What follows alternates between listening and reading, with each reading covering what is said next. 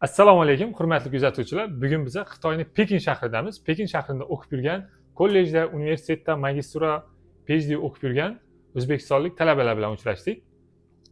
Hammadan o'zlaridan realniy kes so'raymiz. Kelajakda Xitoyga kelib o'qisa bo'ladimi? Qanday qiyinchiliklar bor? Qanday plusi, qanday minusi taraflari bor? Realniy har kimni o'zidan so'raymiz. Bu nima, sun'iy emas hammasi. Realniy tayyorgarlik ham yo'q. To'g'rimi? Ochiq suhbat. Ochiq suhbat. Dildan suhbat. Dildan suhbat bo'ladi. Birinchi, aka siz o'zingizni tanishtirasiz. Xitoyga qachon kelgansiz? Qayerda o'qiysiz? Qanday minusi, qanday plus bor? Kelajakda chet elda o'qish. Hozir O'zbekistonda shunaqa bo'lib qolgan. Hammani chet elda o'qishga xohishi bor. Chet elda o'qish qanchalik plus, minus qiyinchiliklari realniy aytib bersangiz. Avvalambor assalomu alaykum hammaga. Taklif uchun kattakon rahmat. Ismim Shohruh Bolquboyev. 2022-yilda ANSO scholarshipni yutib olib, Xitoyga grant asosida o'qishga kirganman, ya'ni PhD student bo'lib kelganman. 2022-yil yarim yil karantinda bo'lgan sababli o'qishim yarmi, ya'ni bir semestri onlayn o'tgan. 2023-yil 7-fevralda O'zbekistondan Xitoyga uchib kelganman. Kelganda birinchi bo'lib ustozlarimiz kutib olgan. Universitet tarafdan kutib olingan. Ha. Siz universitetga topshirish jarayoni qanday bu? O'zingiz topshirganmisiz yoki qanaqadir agentство yordam berganmi? Bizni institut zoologiya instituti bor. O'zbekistondagi Fanlar akademiyasi qoshidagi zoologiya instituti bor. Ularda Xitoy Fanlar akademiyasi zoologiya instituti, Pekindagi zoologiya instituti bilan memorandumi bor. U memorandumda shunday punkt borki, o'sha punktda, ya'ni kadr almashish, student qabul qilish yoki malaka oshirish punktlari bor. O'sha orqali institut orqali kelganman. Aniq maqsad nima bo'lgan Xitoyga kelishdan? Maqsad, bilasiz, chet elda ilm baribir ham kuchliroq. Xitoy hozir ilm darajasida ancha yuksak natijalarga erishyapti. O'sha bois biz o'zimizni sohamiz, ya'ni men zoolog sifatida o'zimni sohamni chuqurroq o'rganish uchun Xitoyda ta'lim olishga qaror qilganman. Va Xitoyga topshirganman. Shu 22-yilda yoz boshida martda imtihon bo'lgan. Imtihondan o'tganmiz va Imtihon onlayn bo'lganmi? Onlayn bo'lgan, chunki karantin sababli. O'zbekistonda ekzamen topshirgansiz. Onlayn qanday miting qiladi bular? Miting qilib turib, sizga savol javob beradi va sizni qanchalik darajada yaxshi bilishingizni. Miting qanaqa tilda bo'lgan? Ingliz tilidami? Ingliz tilida bo'lgan. Ha, ingliz tilida bo'lgan. Ingliz tilida bo'lgan. Bu yoqqa kelganimizdan keyin shu 2022-yil yozda javoblar chiqqan. Muvaffaqiyatli o'sha grantni yutib olganman. 100% bo'lganmi? 100% grant bo'lgan. Stipendiyasi, hamma narsasi. Ya'ni stipendiya ham olasiz. Stipendiya ham olaman. Qancha stipendiya olasiz? Endi 6000 olaman. Dollarda. Yo'q, yuanda. Dollarda qancha bo'ladi oyiga? Talabalarga shunisi qiziq. 900 dollarlar atrofida. Oyiga. 900 dollar atrofida olgansiz. Ha, uni ichiga siz o'zingiz yotoqxonaga pul to'laysiz. Qancha to'laysiz yotoqxonaga? 1000 yuan to'lanadi. Bu примерно 150 dollar atrofida. Oyiga. Yeb ichishga qancha ketadi? Yeb ichishga agar student bo'lib yashaysiz. kantini bor. Kantin nima bo'ladi? O'sha oshxonasi bor. Oshxonasiga borib ovqatlansangiz bo'ladi. UCAS, ya'ni Xitoy Fanlar akademiyasining universitetlari jamlanmasi bor.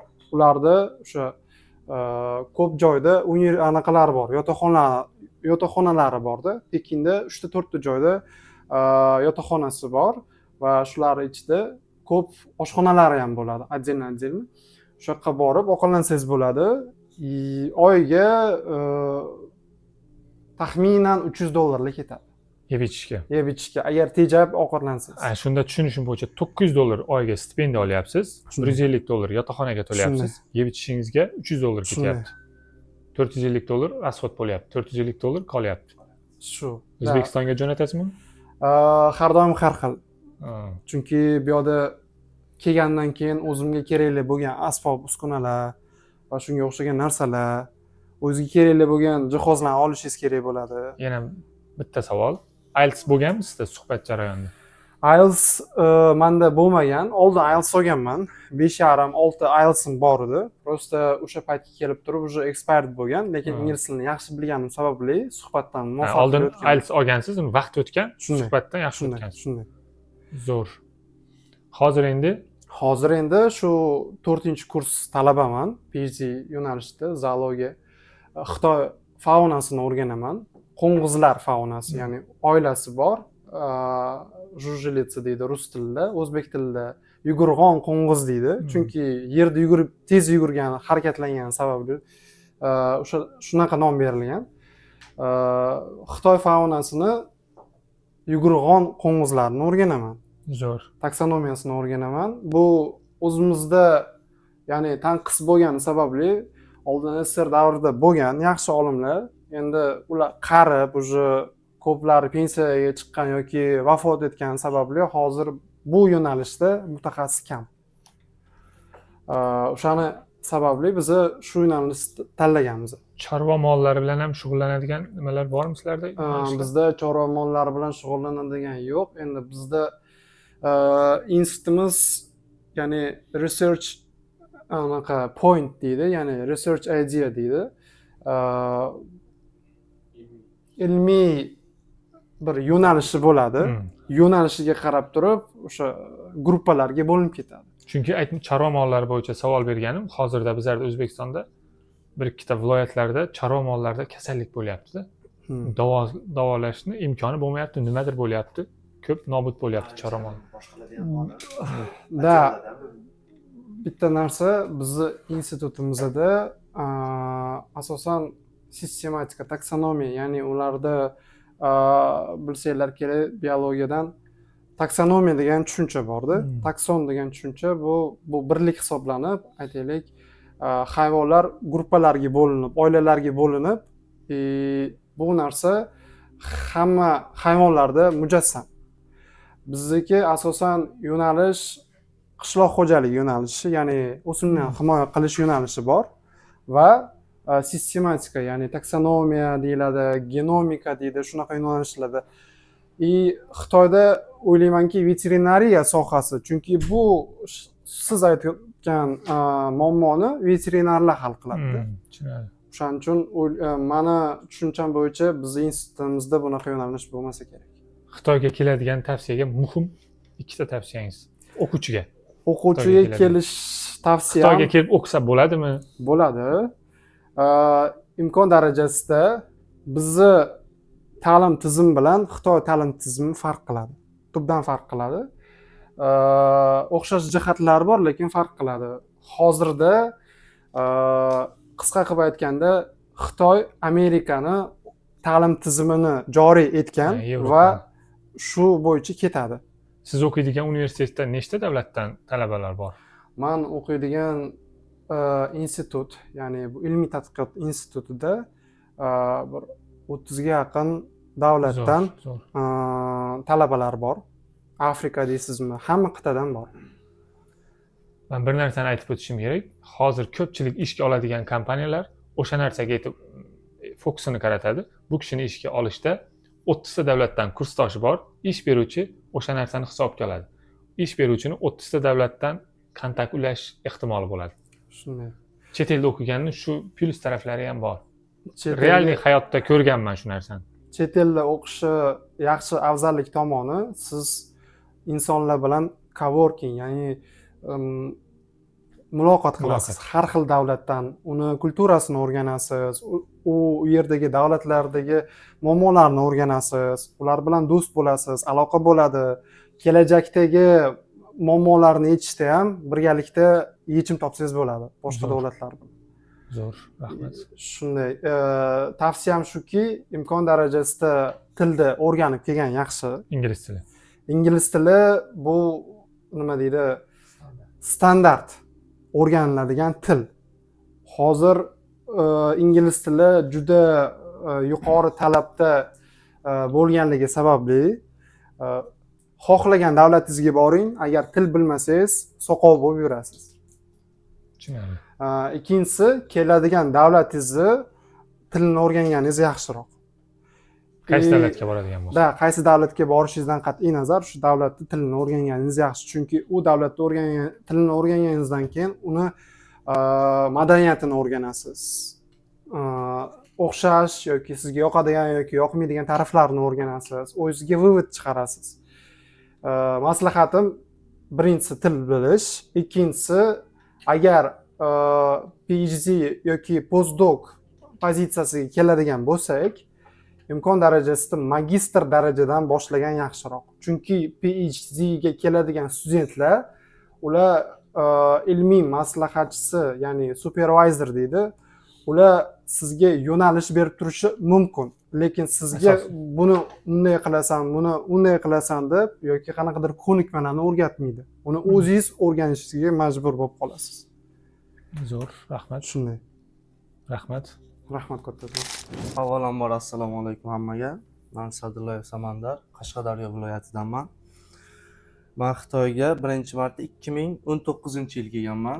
Til kursiga kelganman.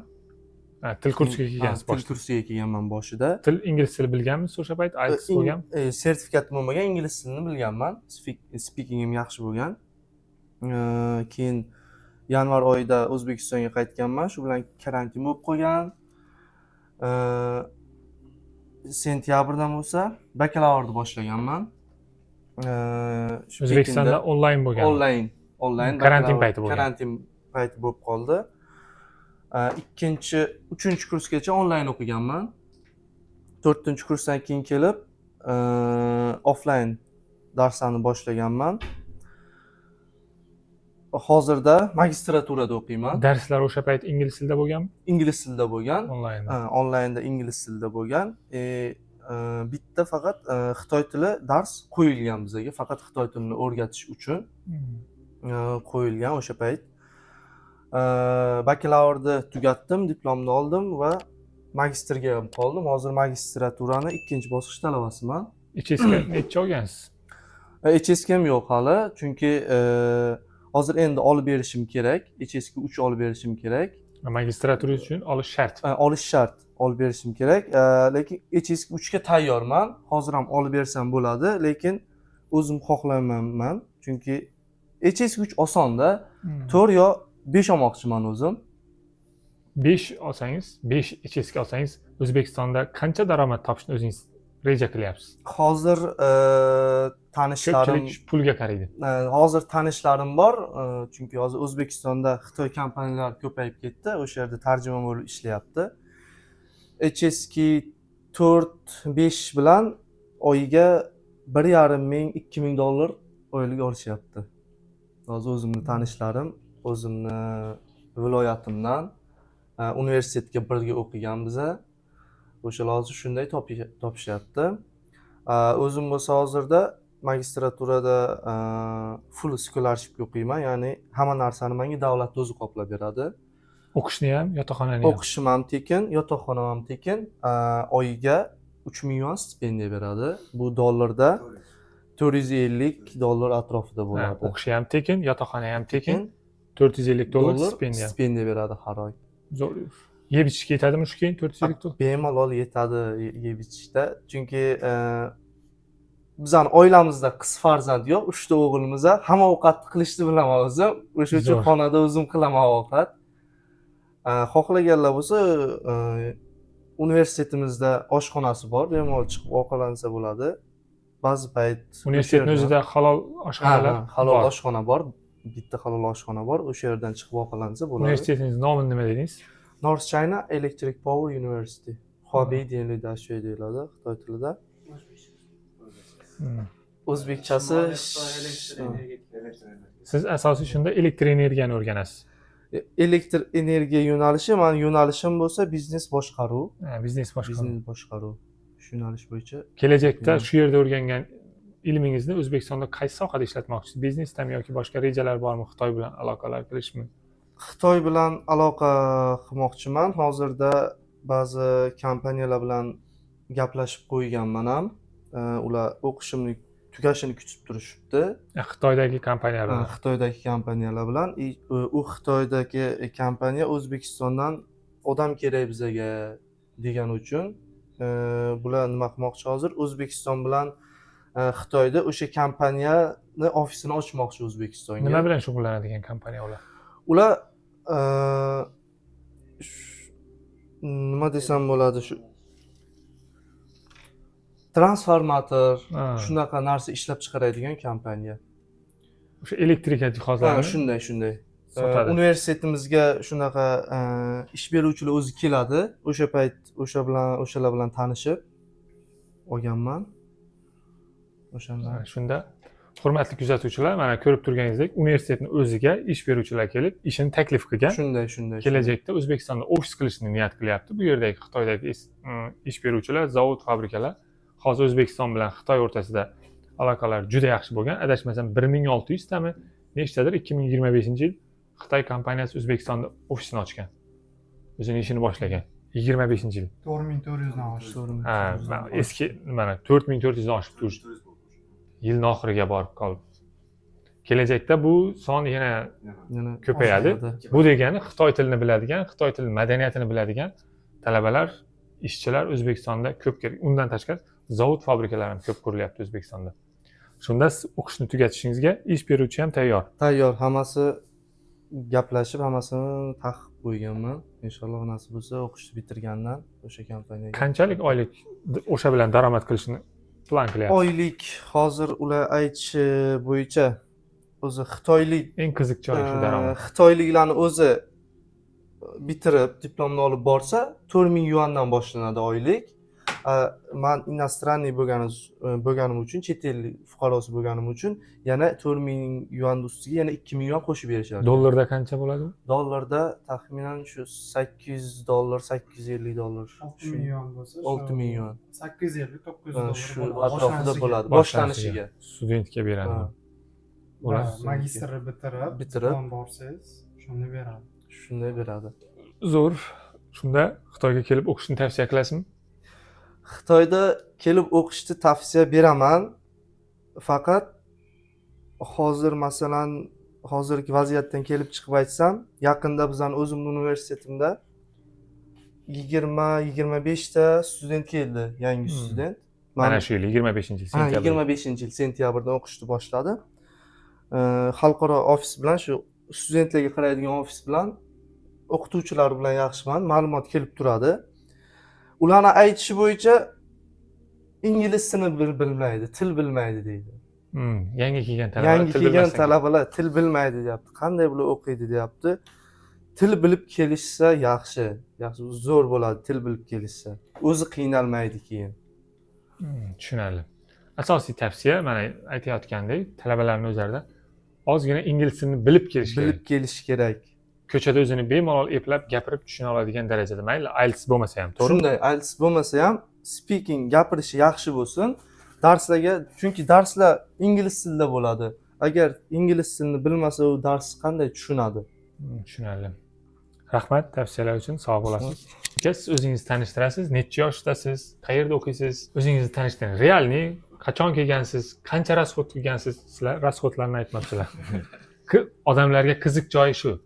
Men Xitoyga borsam qancha rasxod qilaman, oyga qancha pul topaman degan narsa. Siz videoni shu joygacha ko'rgan bo'lsangiz, demak siz Xitoyda farzandingizni o'qitish yoki bo'lmasa o'zingiz til kurslariga borish yoki kelajakda Xitoy bilan bog'liq bizneslaringiz mavjud. Shu videoni ko'pchilik ko'rishi uchun, ko'pchilikka manfaatli bo'lishi uchun videoga kommentariyasiga o'z fikrlaringizni qoldiring, like bosing va obuna bo'lishni unutmang. Va siz Xitoyda o'qish yoki farzandlaringizni o'qitishni xohlasangiz, pastdagi raqamlarga murojaat qiling. Shaxsan o'zim sizga bepul konsultatsiya beraman. Qancha rasxod qilib kelgansiz bu joyga? Qayerda o'qiysiz? Yoshingiz nechada? Assalomu alaykum hammaga. Meni yoshim 17 da. Ismim Yunus. Men til kursiga kelganman. 2 yil til kursi bo'ladi, keyin 3 yil kollej. 17 da bo'lsa, qanday kelgansiz? 18 yoshga to'lmagansiz. Kafil nima bo'lgan? Firma orqali kelganman. Firmaning o'z dokumentlarini qilib bergan, kollej bilan gaplashib. Firma Xitoylikga meni kafil qilgan-da. Ha. O'zi shu kollejdagi qaysidir Xitoylik kafil qilgan. Qanchalik rasxod bo'lgan? O'sha 17 yoshda kollejga kelishga. Расход endi anig'ini bilmadim, uni taxminan 4000 bo'lsa kerak. $4000 rasxod Hmm. bo'lgan kelishingizga. Hmm. 1 yillik kollejga to'lanadigan rasxod qancha? 1 yillik kollejga yotoqxonasiga to'laymiz 15000 yuan. 2,5 ming 2000 dollar. 15000 yuan to'laymiz 1 yilga. o'qishgacha. Endi o'qish tekinni ham shu 15000 to'laymiz bo'ldi. Shuning ichidagi hammasi o'qish ham, yotoqxona ham. Zo'r. Siz IELTS'ingiz bo'lganmi? Ingliz tili qanday bu? IELTS'im bo'lmagan, ingliz tilini bilib kelganman. Ha, sizda ham IELTS yo'q. Yo'q, bo'lmagan. Ingliz tilini bilib Gaplasha kelgansiz. olmadik. Endi keladigan o'sha 17-18 yoshdagi teng qatorlaringizga qanday tavsiya berasiz tengdoshlarga? Endi o'zligi qiziqsa kelishligi kerak. Siz nima maqsadda kelgansiz Xitoyga? Aniq maqsad. Aniq emas, shu Yoki Xitoy yoki dadangiz chet elda o'qish kerak deganmi? Yoki qo'shnilar o'qiganmi? Xitoy tilini shu o'rganish uchun kelganman. Keyin shu IT sohasini o'rganish uchun. O'zim Pekin axborot texnologiya kollejida o'qiyman-da.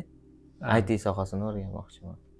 Keyinchi boyatani gapi bor-da, men ham uni ancha keyin tushunganman. Indan keyinchi degan gapi bor o'sha kinoda.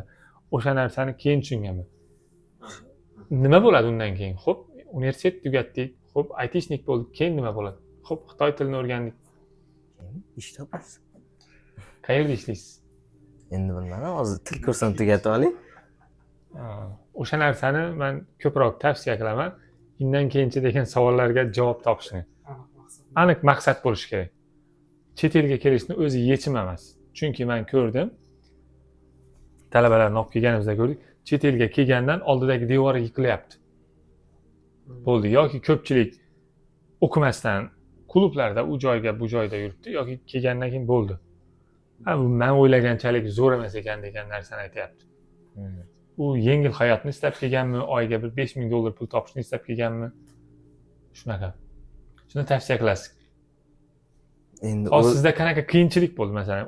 Qiyinchilikmi endi? Qiyinchilik haqida, realniy. shu iroglifda qiyinchilik bo'lyapti, shu til o'rganish o'zi qiyinchilik bo'lyapti-da. Ha, Xitoy tili o'rganish.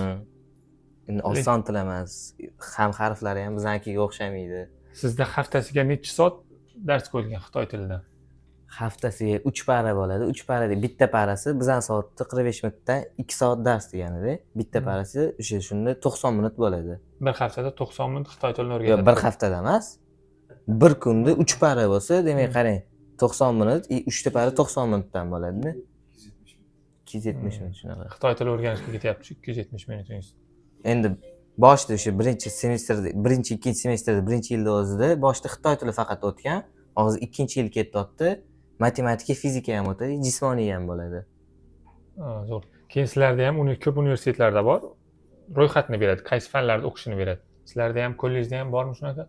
Kollejda bor endi, Tanlash. sohalari bor, shuni tanlash kerak. Hozir Xitoy tilini o'rganib olur, keyin o'zi tashlab beramiz degan. Zo'r. Ha, Общежитие. Общежитiyada yashash qanday? Nazorat etiladi. Общежитiydan shu 1,5, 10,5da o'sha yerda bo'lish kerak, chiqazmaydi 10,5dan. Kechki 10:30da kirish kerak, keyin chiqazmaydi. Chiqazmaydi. Chiqazsa ham yo'q. Ularga qattiqroq bo'ladi. Bizda ham shunday. Chiqazsa ham ustozga aytish kerak, o'zimizni kuratorga. Kurator ota-onangdan so'ra, ota-onaning roziligi kerak bo'ladi. Hammasi agar rozi bo'lsa, keyin qog'oz beradi. Bir kunlik общакda turmaydi, shu общakda endi o'zbek tilida nima, yotoqxonada turmaydi bo'ladi. Shu yotoqxonada turmaydi, ketadi kechqurun, shunaqa. Ha, shunda hozir siz yotoqxonadan 10:30dan keyin chiqib ketishingiz kerak bo'lsa, O'zbekistondan ota-onangizdan ruxsat olib, Ruxsat ustozga ko'rsatishim kerak, ustozga aytishim kerak. keyin o'sha qog'ozni topshirasiz.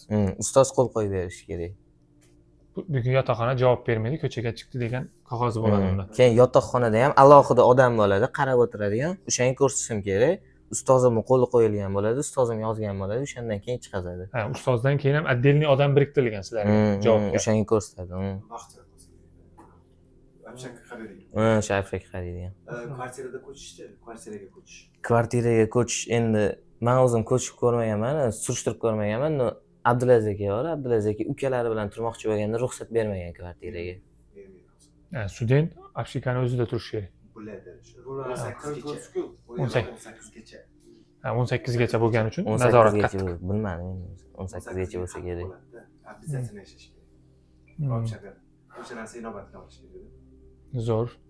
Endi keladiganlarga tavsiyangiz. Keladiganlarga tavsiyam kelishsin, o'qisin. Nima desam bo'ladi bilmadim. Endi o'ziga qiziqsa kelishsin, o'ziga o'qimoqchi bo'lsa. Siz aniq Xitoy tilini o'rganib, IT sohasida zo'r mutaxassis bo'lish uchun kelgansiz. Shunaqa. Aniq maqsad.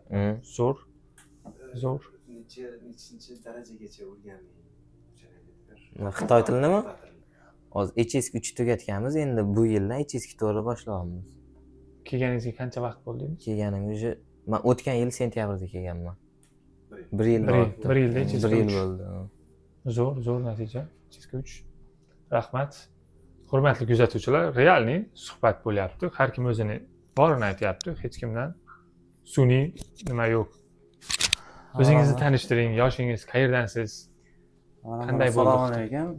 Men Qobilov Mirodil, Andijon viloyati Andijon tumanidanman. Yoshim 30 da. Hozirda Shimoliy Xitoy elektr energetika universitetini PhD doktorantiman.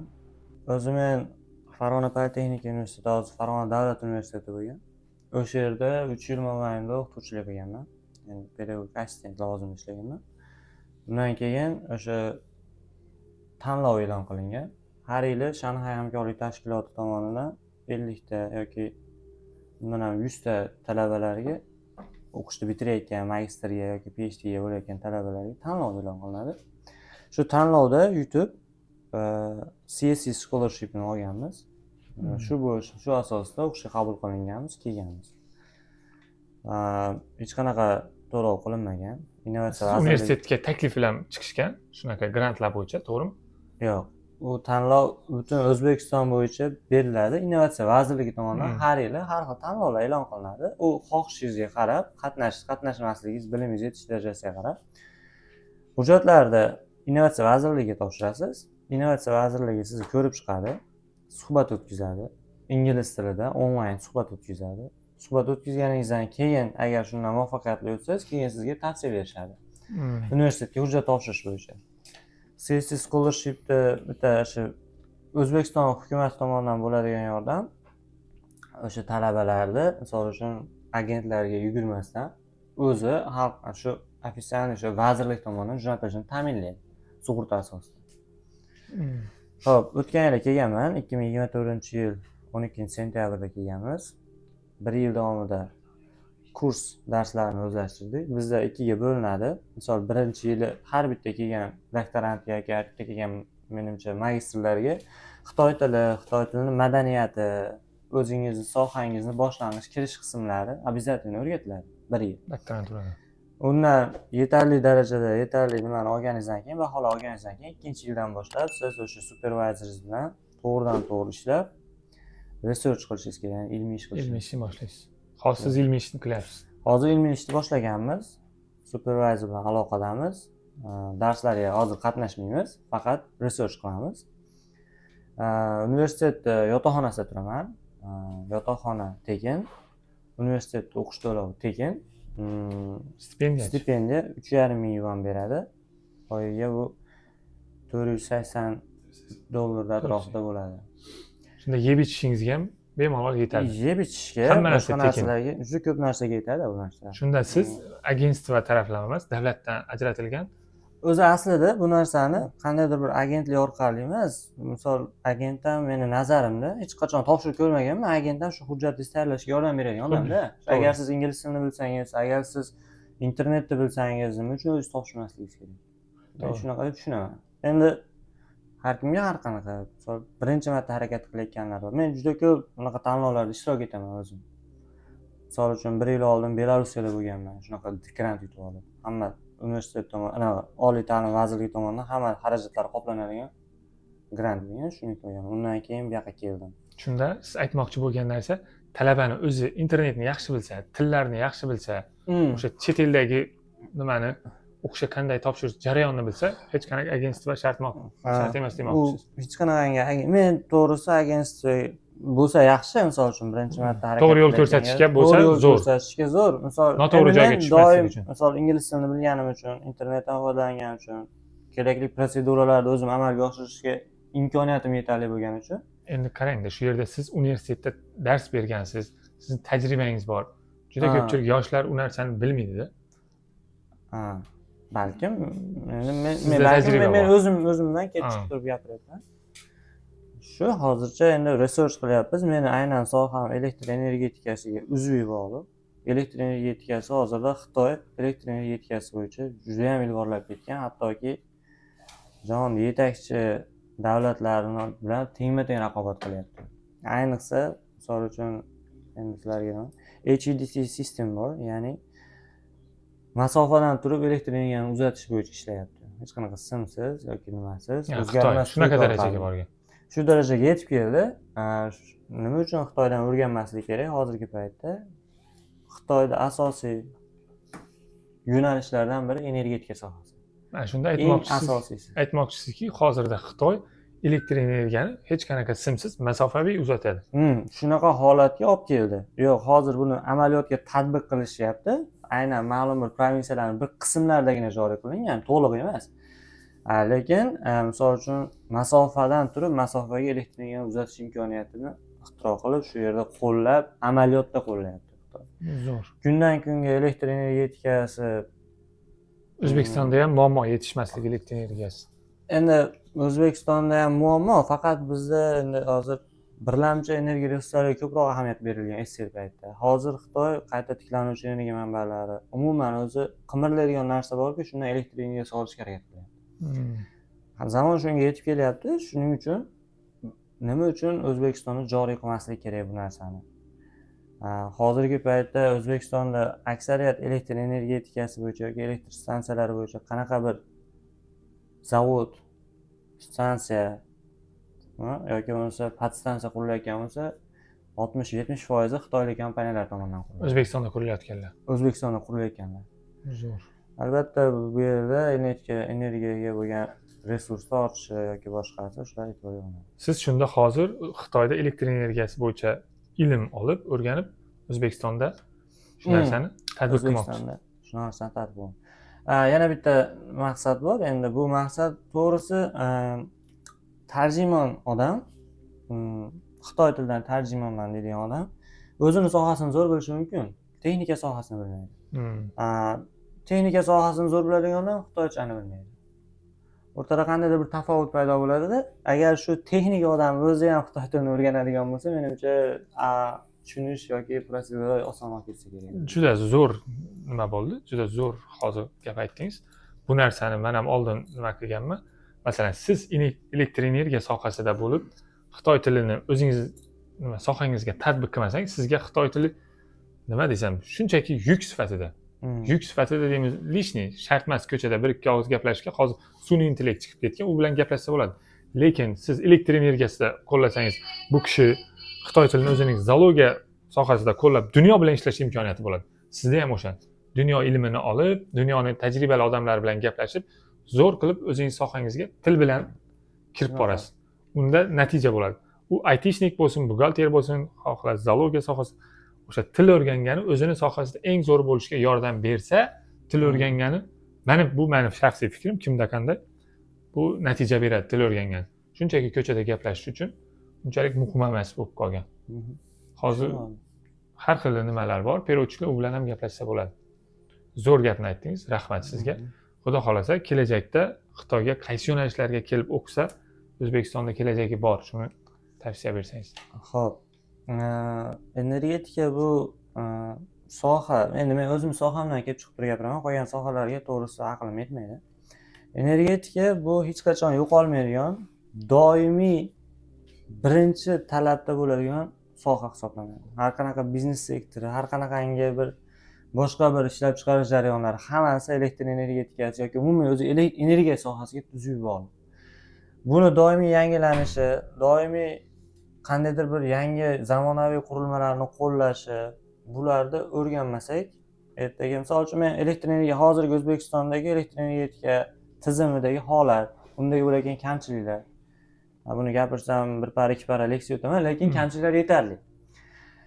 Aynan bu svetimiz o'chmay qo'ydi degani bu muammo bartaraf qilindi degani emasda, unga nima natija orqali erishilyapti? Qanaqa narsalar sarf bo'lyapti? Balkim isrof ko'payayotgandir, balkim bir qanaqadir qo'shimcha narsalarni, qo'shimcha bir ko'zda tutilmagan mablag'lar yo'naltirish hisobiga bo'lyapti bu narsa. Lekin Xitoyda men ko'rdim, misol keldim, oddiy odamlarni misol uchun o'zlarining harakati ham shu energiya sohasini iloji boricha o'zi uchun kamroq sifatliroq olib kelishni harakat qilyapti. Siz hozir bu yerda o'qishdan tashqari qo'shimcha ko'chada ham ishlaysizmi? Yo'q, men ko'chada ishlamayman, lekin imkoniyat darajasida shu Xitoy madaniyatiga singishga harakat qilyapmiz. Lekin ko'pchilik bizlarga beradigan savoli, men qancha pul ishlab uyga jo'nata olaman degan savol beradi. Shu narsangizga bitta narsa. Mana aka qarangda, hozir Koreyaga ketishyapti bolalar. Nima uchun ketishyapti? O'zi aslida maqsad u yerga borib o'qish. Kamdan kam odam emasda, misol uchun arbeit qilaman deb ketyapti-da. Bitta narsani tushunish kerak, Yevropaga bo'ladimi, boshqaga bo'ladimi, ko'p hali davlat yaxshi pul to'laydigan, arbeitga, kunlik ishlarga yaxshi to'laydigan talabalarga kelishni maslahat bermayman men. Chunki maqsad nima? Bu Xitoy. Xitoyda aholi ko'p. Xitoyda umuman noodatiy o'ylash kerak. Bu yerda biznes sohalarini o'ylash kerak. Bu yerda ko'chaga chiqib qandaydir bir Qora mehnatni o'ylamaslik kerak. qora mehnatni yoki bir tarvuz tashib yoki nima deydimi, Koreyada shunaqalar bor-da, unaqa narsalarni o'ylagan odam bu yoqqa kelishini hojati yo'q. Bu yerda umuman boshqacha fikrlash kerak. Umuman sizdan bu yerga moslashish, sizdan bu yerga qandaydir bir o'zini aurasiga tortib ketadi. Shu narsalarda harakat qiling. Yangilik kerak. Yangi narsalar qilishingiz kerak. Agar yo'q, yangiligingiz yo'q bo'lsa yoki unga nisbatan motivatsiyangiz bo'lmasa yoki ko'nikishga faqat kelaman bo'ldi. Bugun ishga chiqaman, bunaqa ishni o'zi yo'q bitta. Bo'ladi, bitta ikkita ish bo'ladi, lekin bunaqalarga kelmasdan, undan ko'ra O'zbekistonda qolgan yaxshi. Lekin kelajakni ko'raman, perspektivam bor, biznes bilan shug'ullanaman yoki qanaqadir narsani yangilikni o'rganaman. Kelajakda hozirgi mana kunlik topadigan pullarimni kelajakda 2-3 barobar qilib yoki 10 barobar chiqara olaman deydiganlarga kelishni maslahat.